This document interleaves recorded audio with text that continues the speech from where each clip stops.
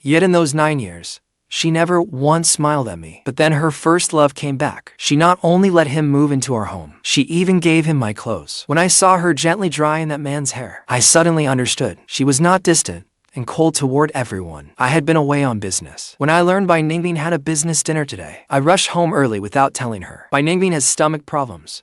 She has ulcers. Lately, the pain has been severe. If she could not get out of that dinner, I could only go home and brew her some traditional Chinese medicine. I wanted to surprise her. Instead, I got a shock. I unlocked the door.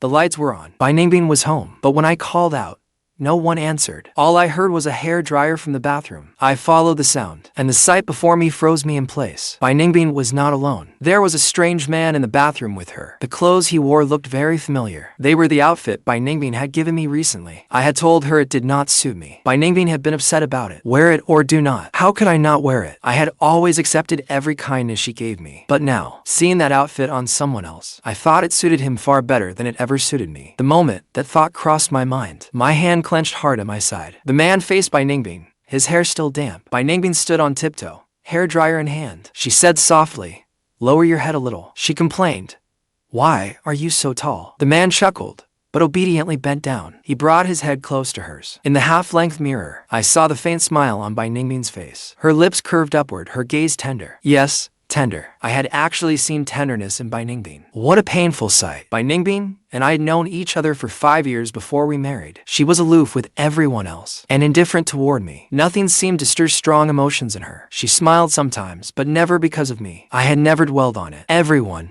has a different personality. Since I had chosen her, I had to accept both her strengths and flaws. At least, I thought she treated me differently from others. But now, it seemed I was no different from any other outsider. Leaning against the door frame, my thoughts were a mess. Still, I forced myself to calm down as quickly as I could. I knocked on the half-open door. Sorry to interrupt. I shattered their lovey-dovey atmosphere in an instant. The two of them, only steps apart, finally noticed me. The man paused and looked up at me. Confusion gave way to understanding in his eyes. He raised a brow and smiled at me provocatively. Bai Ningbing, on the other hand, was startled by my sudden voice. She stumbled and nearly fell. She cried out, and the man caught her in his arms. The hand I had reached out froze in midair. Ningbing frowned at me. "Why did you come back early?" I withdrew my hand and crossed my arms. "Yes, I came back early and ruined your fun. So, have you two already slept together? Or were you just about to?" Bai Ningbing's face darkened. "Fang Yuan, what nonsense are you spouting?" I slammed my suitcase to the floor. "Then take a look at what you two were doing. A man and a woman alone in the bathroom, playing such dirty games." "Fang Yuan." Bai Ningbing seemed furious. She glared at me, her gaze ice-cold. The man, who had watched coldly from the side, suddenly stepped forward. He shielded Bai Ningbing behind him. He spoke up. "Mr. Fang, right? You have misunderstood Ningbing and me. It is not as filthy as you think. We are only friends. Talking about your own wife like that, isn't that a little inappropriate?" His voice was accusatory, as if I were the one insulting them. I gave a quiet laugh. "If you insist on saying something so shameless, shouldn't you let go of my wife's hand first? Is it soft? Does it feel good? Enjoying yourself?" The man's expression changed. "Mr. Fang, if you have a problem with me, say it directly. There is no need to speak about Ningbing that way." I sneered.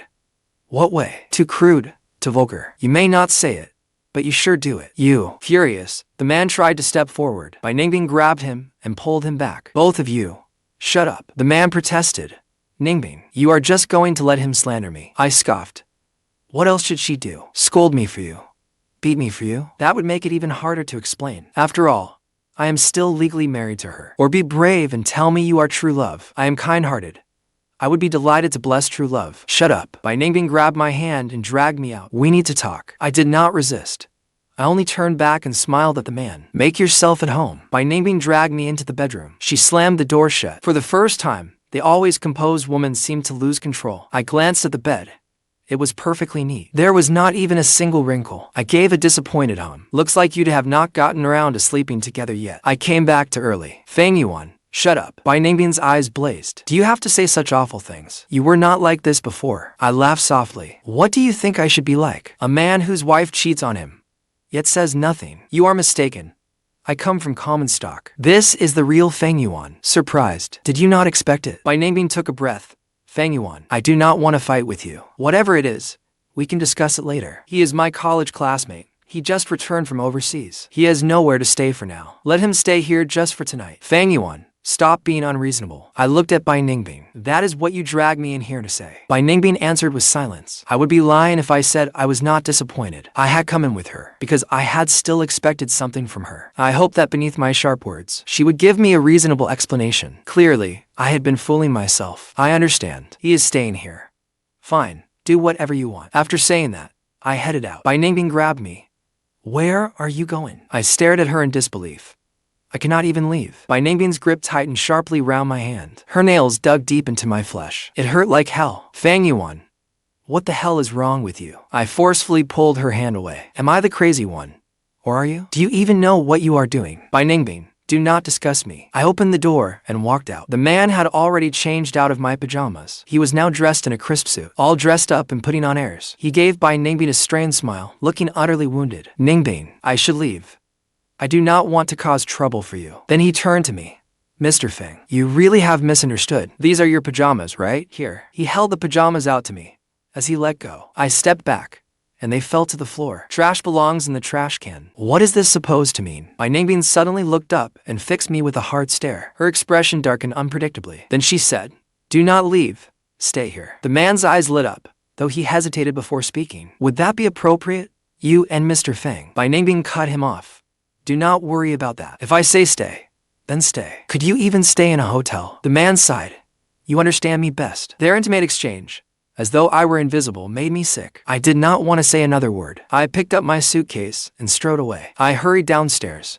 As the cool wind hit me, I could not stop myself from shivering. Then a wave of nausea surged up. I doubled over, dry heaving again and again. Hurt, grief, rage, humiliation. For a moment, I could not sort through my emotions. I only felt exhausted, body and soul. My feigned calm shattered in that moment. It was absurd. I never imagined Bai Ningbing would cheat on me. People always say men go bad once they have money. Women are no different, especially in a household like yours, where the woman is stronger than the man. You need to pay attention.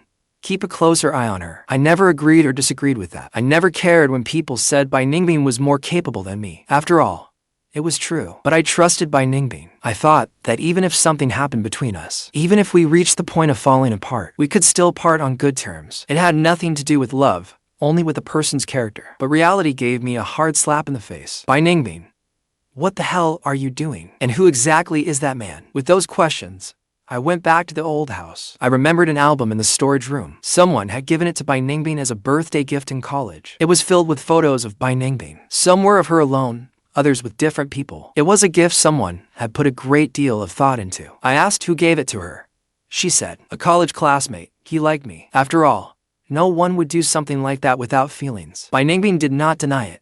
She gave a quiet hum. Because she had been honest, I did not press further. After all, what troubles a person is never what happened in the past, but their attitude now. The old house was not far away. It was a 20-minute drive. Compared to our new home, I preferred this old house. Bai Ningbing and I lived here for 2.5 years. We moved out only after getting married. Whenever I was in a bad mood, I would come here for a while. This place let me relax. I opened the door and walked inside. With my mood so terrible that day, I quickly found the album in the storage room. Bai Ningbing looked youthful in the photos, though she rarely smiled. Youthful vitality still danced across her brows. Many of the photos looked as if they had been taken secretly, because they showed only her profile. In one of the few front-facing shots, Bai Ningbing wore a graduation gown. It must have been from her graduation. She had photos with different people, both women and men. I examined them one by one. Then my hand froze. This photo was unlike the others. The two people stood very close. Their arms were pressed tightly together. The young man was grinning, his body tilted slightly left. The young woman was not smiling, but her hand had wrinkled her sleeve from gripping it. His appearance had changed a little, but I recognized him at once.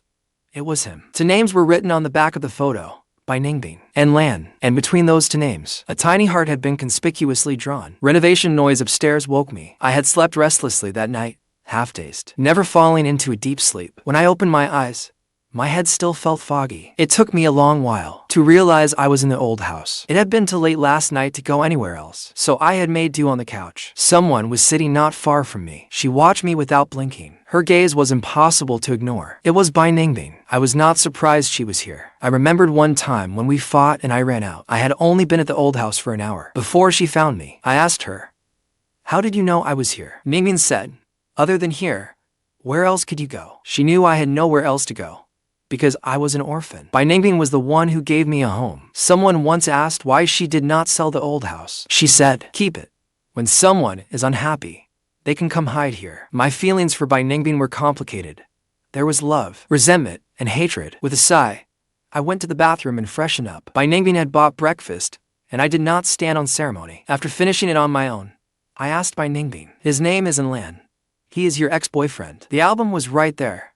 Neither of us was stupid. Bai Ningbing said, yes. I looked up at her. Bai Ningbing, what are you doing? Bringing your ex into our home, letting him wear my pajamas, and drying his hair. Bai Ningbing frowned slightly. Believe it or not, nothing happened between him and me. I shook my head.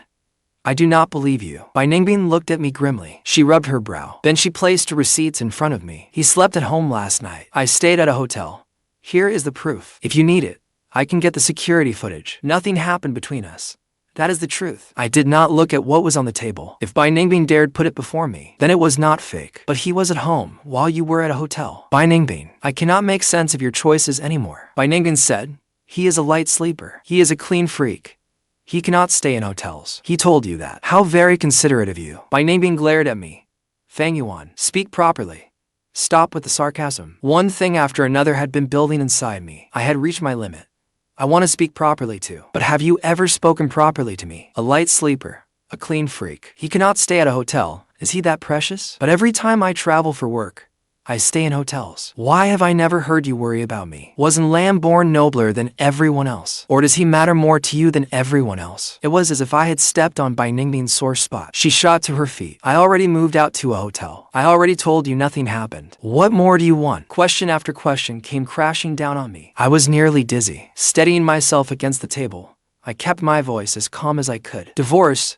I want a divorce. Bai Ningbing's face changed. Take those words back. She said it through gritted teeth. As I confronted her with a grave gaze, Bai Ningbing closed her eyes, clenching her fists. When she opened them again, her loss of control was gone. She said, you want a divorce? Impossible. That was how Bai Ningbing and I fell into a cold war. I stayed at the old house and did not seek her out. She did not come looking for me either. I did not know what she was thinking. I was waiting to calm down, calm enough to handle this as efficiently as possible. Then one day, her assistant called me. Did you and President Bai have a fight? The young woman was my junior from college, and she was capable. She had struggled to find work back then, so I referred her to Bai Ningbing. She had worked well under Bai Ningbing for years. She was grateful to me and had always kept in touch. But this was the first time she had brought up Bai Ningbing. What is it? I asked. After hesitating for a few seconds, she said, President Bai had a business dinner tonight and drank quite a lot. I was going to call you, but an unfamiliar man came and picked President Bai up. He was driving President Bai's car. After a few seconds of silence, I sent her a photo of Lan. Was it him? Yes. The young woman sounded worried.